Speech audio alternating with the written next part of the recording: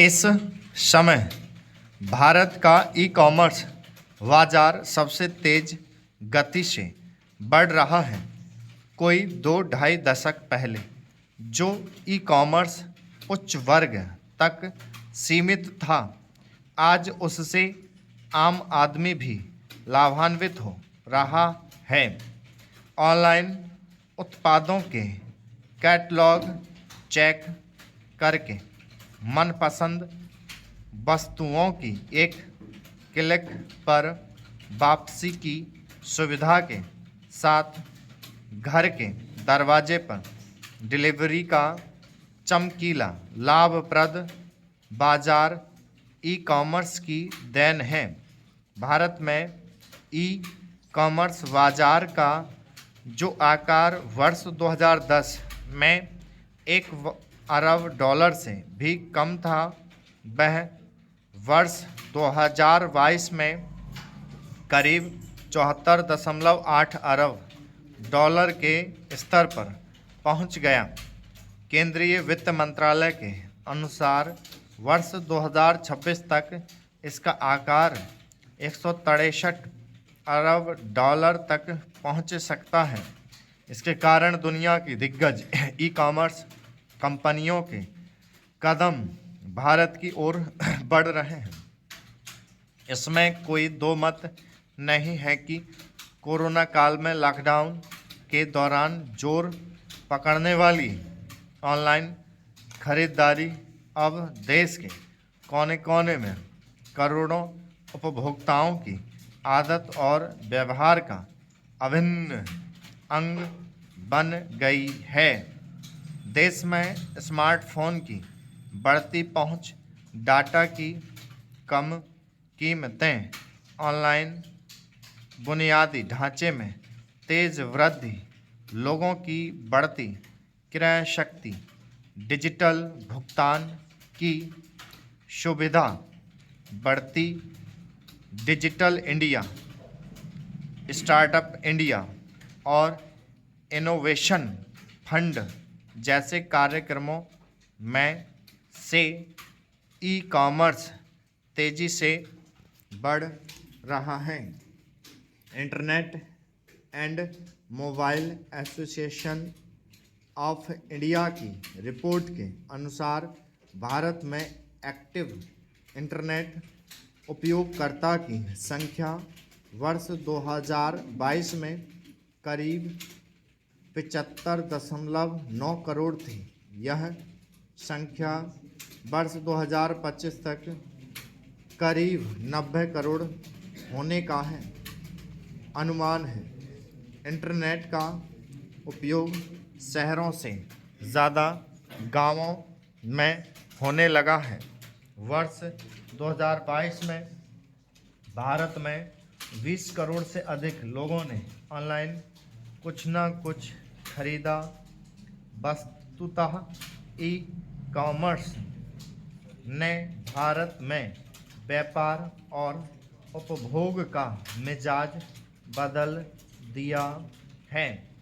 मझोले एवं छोटे शहरों के उपभोक्ताओं में भी गुणवत्तापूर्ण जिंदगी जीने की महत्वाकांक्षा पैदा हुई है।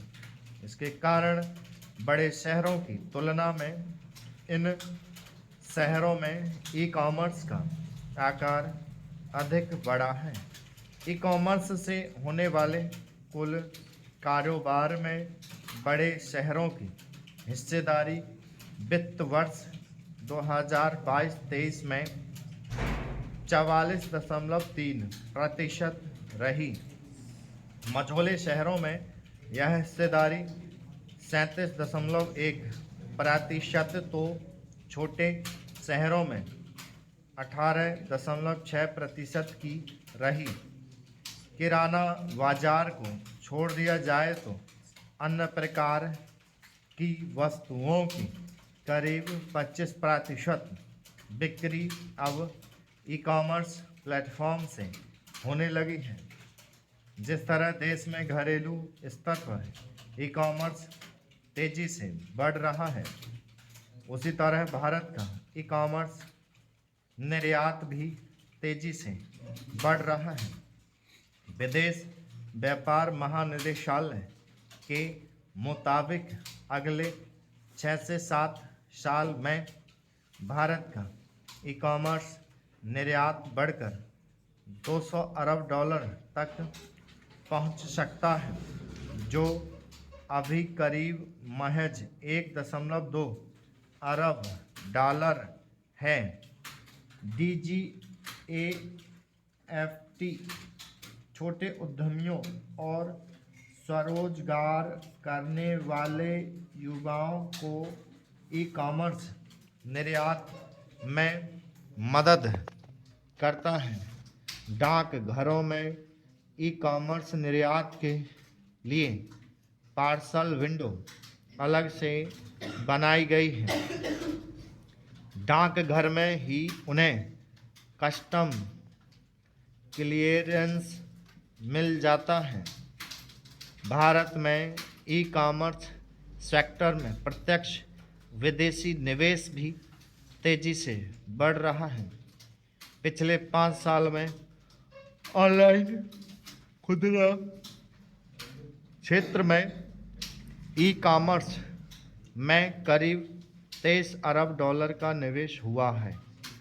ई कॉमर्स में विदेशी निवेशकों की भागीदारी बढ़ाने के लिए भारत सरकार ने ई कॉमर्स में विदेशी निवेश की सीमा को 10% की अनुमति दी है।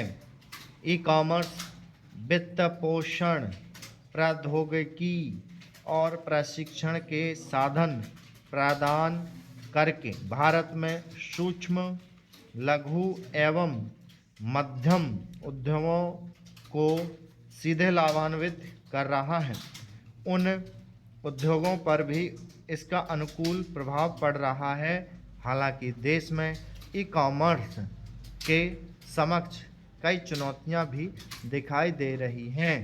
ऐसे में अब यह जरूरी है कि सरकार करोड़ों ई कॉमर्स उपभोक्ताओं और ई कॉमर्स कंपनियों और देश के उद्योग कारोबार के बीच समन्वय स्थापित करने के मद्देनज़र नई ई कॉमर्स नीति तैयार करने के लिए शीघ्रतापूर्वक आगे बढ़े। नई ई कॉमर्स नीति तैयार करते समय सरकार को इस बात का ध्यान रखना चाहिए कि ई कॉमर्स से देश की विकास आकांक्षाएं पूरी हों तथा बाजार भी विफलता एवं विसंगति से बचा रहे। इसके तहत ई कॉमर्स बाजार में उपभोक्ताओं के हितों और उत्पादों की गुणवत्ता संबंधी शिकायतों के संतोषजनक संबंध के लिए भी प्रभावी पहल सुनिश्चित की जानी चाहिए। मजबूत कानूनी ढांचे और उपभोक्ता संरक्षण उपायों को ध्यान में रखा जाना चाहिए। नई ई कॉमर्स नीति के तहत ऐसी बहुराष्ट्रीय ई कॉमर्स कंपनियों पर उपयुक्त नियंत्रण करना चाहिए जिन्होंने भारत को अपने उत्पादों का डंपिंग ग्राउंड बना दिया है। इसमें ऑनलाइन शॉपिंग से जुड़ी कंपनियों के बाजार और कारोबार संबंधी रणनीति भी शामिल की जानी चाहिए। देश के छोटे उद्योग कारोबार को ई कॉमर्स से जोड़ने के लिए विशेष सुविधाएं भी सुनिश्चित की जानी चाहिए। ई कॉमर्स की पूरी क्षमताओं का लाभ लेने के लिए प्रत्यक्ष विदेशी निवेश से संबंधित कानून और वेंचर फंडिंग से संबंधित कराधान कानून में सुधार पर भी ध्यान देना चाहिए। उम्मीद करें कि सरकार शीघ्रतापूर्व ऐसी नई ई कॉमर्स नीति को मूर्त रूप देगी, जिससे ई कॉमर्स के उपभोक्ताओं, संबंधित उद्योग, कारोबार, सेक्टर एवं कंपनियों के हितों का उपयुक्त समन्वय हो सकेगा।